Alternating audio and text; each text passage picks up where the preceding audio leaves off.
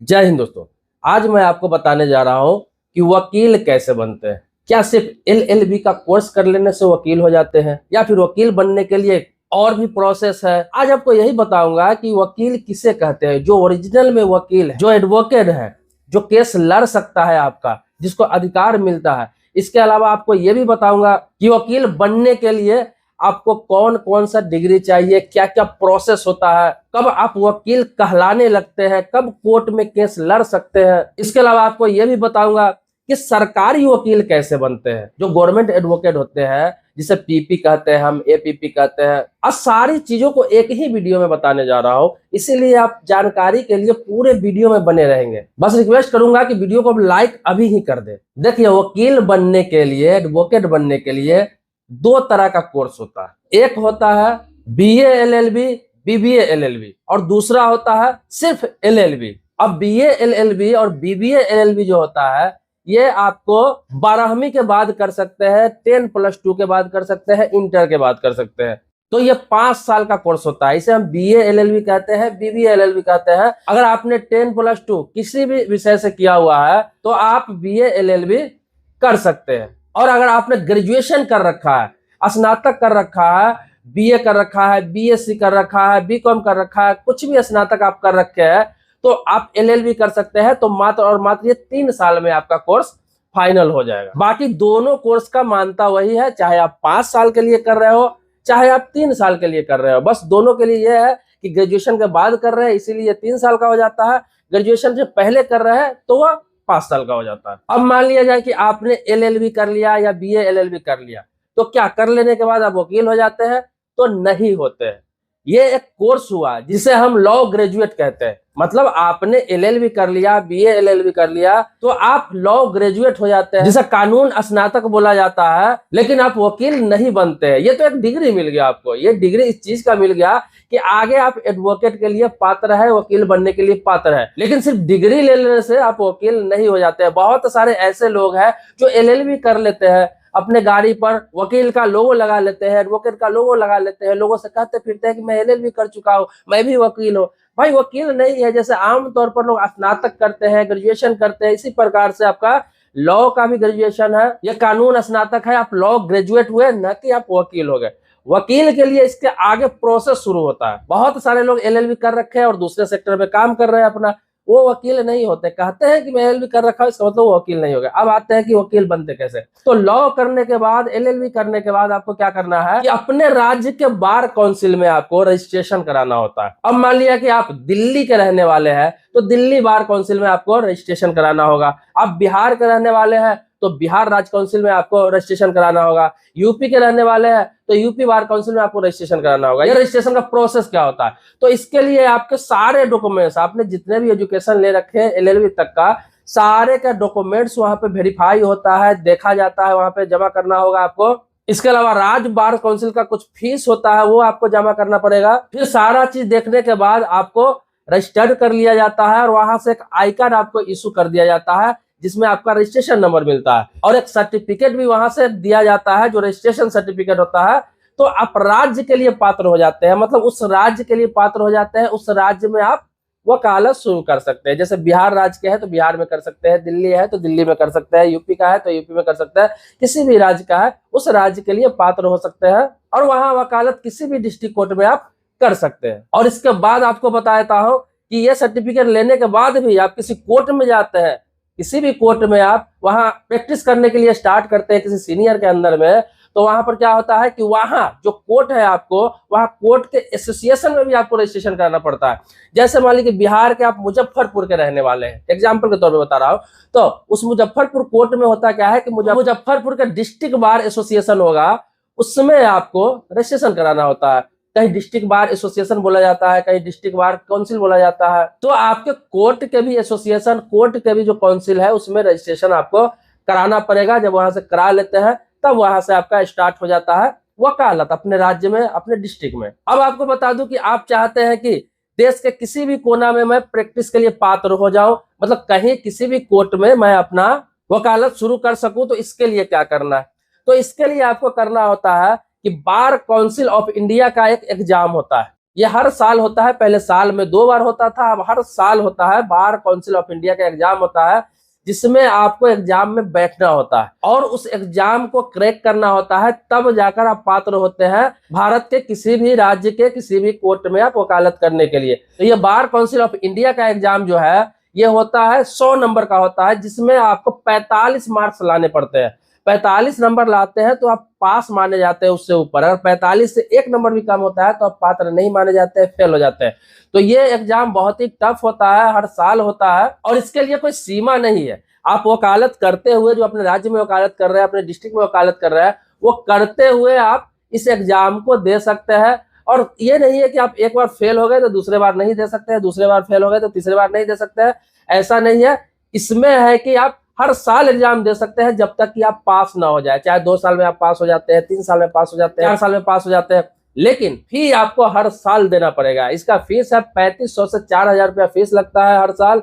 और आपको बता दूं कि हर साल आपको फॉर्म भरना पड़ेगा, तैयारी करना पड़ेगा और एग्जाम में आपको बैठना पड़ेगा। हो सके तो आप पहले साल में भी निकाल सकते हैं और किसी किसी का 5 साल में भी नहीं निकलता है। तो ये एग्जाम निकाल लेते हैं तो आपको एक सर्टिफिकेट फिर से मिलता है, तो यहाँ से आपको प्रैक्टिस ऑफ सर्टिफिकेट मिल जाता है। तो ये सर्टिफिकेट जो है ये आपका इस चीज का प्रमाण हो जाता है कि आप इंडिया के किसी भी कोर्ट में वकालत करने के लिए पात्र है। तो इसके बाद देश के किसी भी बार एसोसिएशन में आप अपना रजिस्ट्रेशन करा सकते हैं, चाहे आपने लॉ किसी भी स्टेट से किया हो, आपने रजिस्ट्रेशन पहले किसी भी कोर्ट में करा रखा हो, तो देश के किसी भी बार काउंसिल में आप रजिस्ट्रेशन करा के कहीं भी वकालत शुरू कर सकते हैं। यहाँ तक कि हाई कोर्ट हो, सुप्रीम कोर्ट हो, कहीं भी आप प्रैक्टिस स्टार्ट कर सकते हैं। अब लोगों के मन में, बहुत सारे लोगों के मन में वहम रहता है कि वकील भी स्पेशलिस्ट होते हैं। बहुत सारे ये कहते हैं कि बहुत सारे हैं कि सिविल का केस देखते हैं, बहुत सारे क्रिमिनल केस देखते हैं, बहुत सारे टैक्सेस का मामला देखते हैं, टैक्स वगैरह का। बहुत सारे वकील है जो सिर्फ क्लेम देखते हैं, जो इंश्योरेंस क्लेम वगैरह होता है, किसी का एक्सीडेंट हो गया, किसी का कुछ हो गया, किसी का गाड़ी का मामला। तो ऐसे ऐसे स्पेशलिस्ट बटे हुए हैं। तो लोगों के मन में धारणा है कि स्पेशलिस्ट होता है तो कोर्स भी स्पेशली होता होगा, सब अलग अलग कोर्स होता होगा इन सभी चीजों के लिए।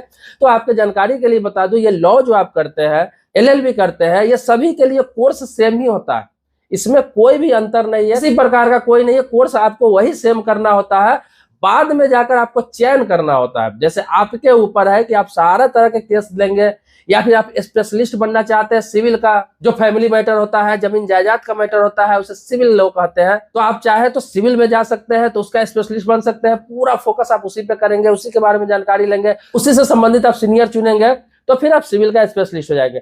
आप क्रिमिनल लॉ में जाना चाहते हैं तो जितने भी क्रिमिनल मैटर होते हैं उसके स्पेशलिस्ट बन सकते हैं। बाकी क्लेम में जाएंगे तो क्लेम का हो सकते हैं। इसी प्रकार से टैक्स वाले में जाएंगे तो अपना चयन करना होता है। ये जरूरी नहीं है कि आप ये कर सकते हैं, ये नहीं कर सकते हैं, वो आपके ऊपर है। अब मन में ये आएगा कि क्या एक व्यक्ति सारा केस नहीं ले सकता है, सारे तरह का काम नहीं कर सकता है? तो ये आपके अनुभव पर और आपके ज्ञान पर निर्भर करता है। मान लिया जाए कि आप सभी तरह के काम कर रहे हैं एक साथ, तो सबका ज्ञान भी आपके पास होना चाहिए और सभी से संबंधित सेक्शन एक्ट आपको हर चीज मालूम रहना चाहिए। तो लोग हर चीज अकेला नहीं संभाल पाते हैं, इसीलिए स्पेशलिस्ट बन जाते हैं एक चीज का, और एक चीज का स्पेशलिस्ट बन जाते हैं। तो इससे फायदा ये होता है कि क्लाइंट को पता रहता है कि ये फैमिली मामला देखते हैं या फिर जमीन जायदाद का मामला देखते हैं, ये सिविल का स्पेशलिस्ट है, तो आपके पास उसी प्रकार का केस आएगा, उसमें आपको महारत हासिल होगा, उसमें आपको अनुभव होगा और आपका केस जीतने का चांसेस आपको ज्यादा रहता है, क्योंकि एक ही चीज में आपको फोकस रहता है। इसी प्रकार से क्रिमिनल लॉ के लिए, तो सभी के लिए इसीलिए लोग स्पेशलिस्ट एक चीज को पकड़ते हैं। करने का आप सारा चीज कर सकते हैं, अगर आपके पास अनुभव है, ज्ञान है, आप सारा चीज सीख रखे हैं या फिर सीखना चाहते हैं, लेकिन सब चीज सीखने के लिए आपको काफी वक्त, काफी टाइम लग जाता है। लेकिन किसी चीज का स्पेशलिस्ट बन जाता है व्यक्ति, तो उसमें क्या है कि कम टाइम में ही खुद से प्रैक्टिस स्टार्ट कर देता है और एक क्षेत्र का महारत हासिल कर लेता है। एक उनका टैग लग जाता है कि ये सिविल का वकील है, ये क्रिमिनल वकील है, और स्पेशलिस्ट होने से आपको मान सम्मान भी अधिक मिलता है। तो ये प्रक्रिया मैंने आपको बता दिया। अब बहुत सारे लोग ये सोचेंगे कि सरकारी वकील कैसे बनते हैं। भाई सरकारी वकील अलग होता होगा, ये सेल्फ एम्प्लॉयड वकील होते हैं ये अलग होता है। आपको बता दूं कि दोनों में किसी प्रकार का अंतर नहीं है। सारे चीज डिग्री विग्री सारा जो प्रोसेस बताया आपको सब सेम ही रहता है। बस करना क्या होता है कि आप 7 साल, कम से कम 7 साल का आपके पास अनुभव है, मतलब कोर्ट में आपने 7 साल प्रैक्टिस किया है, रजिस्ट्रेशन है आपका वहां, और आपको 7 साल का अनुभव वहां हो जाता है। तो उसके बाद जो एग्जाम होता है BPSC का द्वारा आयोजित किया जाता है, UPSC के द्वारा आयोजित किया जाता है, MPPSC के द्वारा आयोजित किया जाता है। तो ये एग्जाम होता है, जब वैकेंसी आता है तो उसमें क्या होता है कि वकीलों को बैठना होता है जो इसमें इंटरेस्ट रखते हैं, 7 साल से ज्यादा, 8 साल 10 साल भी है, मतलब 7 साल से ऊपर आपका एक्सपीरियंस होना चाहिए, तो आप इस एग्जाम में बैठ सकते हैं। एग्जाम आप निकाल लेते हैं तो आप गवर्नमेंट एडवोकेट हो जाते हैं। मतलब पीपी हो जाते हैं, पब्लिक प्रोसिक्यूटर बोला जाता है उसको। तो इसमें 3 तरह का पद होता है, PP public prosecutor, APP assistant public prosecutor और डीजीसी डिस्ट्रिक्ट गवर्नमेंट काउंसिल। तो इसका लिखित परीक्षा होता है, एग्जाम होता है, उसको क्रैक करना होता है, निकालना होता है आपको। उसके बाद साक्षात्कार होता है, इंटरव्यू हो जाता है, पास हो जाते हैं, आप हो जाते हैं सरकारी वकील, पीपी बन जाते हैं। और सरकारी वकील का काम होता है कि वो जो राज्य सरकार का जो केस होता है वो लड़ता है। वो उनको केस खोजने की जरूरत नहीं पड़ती है, सरकार उनको सुविधा देती है, सरकार उनको सैलरी देती है, वो खुद से प्राइवेट केस लेकर नहीं लड़ सकते हैं, तो उसे सरकारी वकील कहते हैं। बाकी तो मैंने आपको बता ही दिया। अब सरकारी वकील जो केस लड़ते हैं तो वो जो क्या होता है कि राज्य सरकार की तरफ से, ये नहीं कि सरकार का मैटर पे वो लड़ते हैं, ऐसा नहीं। जैसे पब्लिक का ही मैटर होता है, जैसे जो विक्टिम होता है, मान लिया जाए जैसे एग्जाम्पल के तौर पर किसी की हत्या हो जाती है, किसी महिला के साथ रेप हो जाता है, तो इस तरह के जो एफआईआर होते हैं, मामला कोर्ट में जाता है, उनको जो वकील दिया जाता है वो सरकारी वकील होता है। वो गवर्नमेंट की तरफ से उनका केस वकील लड़ते हैं और उनको किसी प्रकार का कोई फीस देने की जरूरत नहीं पड़ती है। तो विक्टिम के लिए होता है जो राज्य सरकार लड़ता है, वो पीपी लड़ता है। ये जो कोर्ट वगैरह जाते हैं या केस वगैरह लड़ते हैं, उनको जानकारी होगा इन चीजों को, और आपको जानकारी नहीं है तो मैं आपको बता ही दे रहा हूँ। अब आपने सुना होगा लॉयर, एडवोकेट और बैरिस्टर, 3 तरह का चीज सुना होगा आपने। ये तीनों होता क्या, इस तीनों में अंतर क्या है, ये भी बता दे रहा हूँ आपको। तो एडवोकेट जो मैंने अभी सारी चीज आपको बताया वो एडवोकेट के बारे में बताया, वकील के बारे में। लॉयर कौन होता है, जो एलएलबी कर चुका है बंदा और रजिस्ट्रेशन भी करा चुका है बंदा, लेकिन वो कोर्ट में प्रैक्टिस नहीं करता, वो सिर्फ लॉ का एडवाइस देता है, मतलब किसी व्यक्ति को सलाह देता है। अक्सर देखे होंगे कि बहुत बड़े बड़े लॉयर का ऑफिस होता है जहां पर क्या है, वो कानूनी सलाह देगा आपको, आपका केस भी ले लेगा, लेकिन किसी और को रेफर करता है जिसके बदले आपको पैसा लेगा आपसे, लेकिन वो खुद केस नहीं लड़ता है। तो ये लॉयर बनने के लिए जरूरी नहीं है कि आपको रजिस्ट्रेशन कराना है या फिर आपको एलएलबी फाइनल कर लेना है। आप एलएलबी में एडमिशन कराते हैं और आप कानून की पढ़ाई जब स्टार्ट करते हैं तभी से आप लॉयर हो सकते हैं, लॉयर कहलाना स्टार्ट हो चुका होता है। तो चाहे आप पढ़ाई कर रहे हैं, पढ़ाई आपने पूरा कर लिया है, आपने रजिस्ट्रेशन भी करा लिया है, लेकिन कोर्ट में आप प्रैक्टिस नहीं कर रहे हैं, आपका कोर्ट में रजिस्ट्रेशन नहीं है, तो आप लॉयर ही कहलाते हैं। अब आगे आता है बैरिस्टर। तो बैरिस्टर किसको कहते हैं, बैरिस्टर आपने सुना होगा, जैसे कि बाबा साहब भीमराव अम्बेडकर बैरिस्टर थे। इसके अलावा भी वर्तमान में आपने सुना होगा असदुद्दीन ओवैसी, ये बैरिस्टर कहे जाते हैं, बैरिस्टर असदुद्दीन ओवैसी। तो ये लोग बैरिस्टर होते क्या है, बहुत सारे लोग बैरिस्टर है।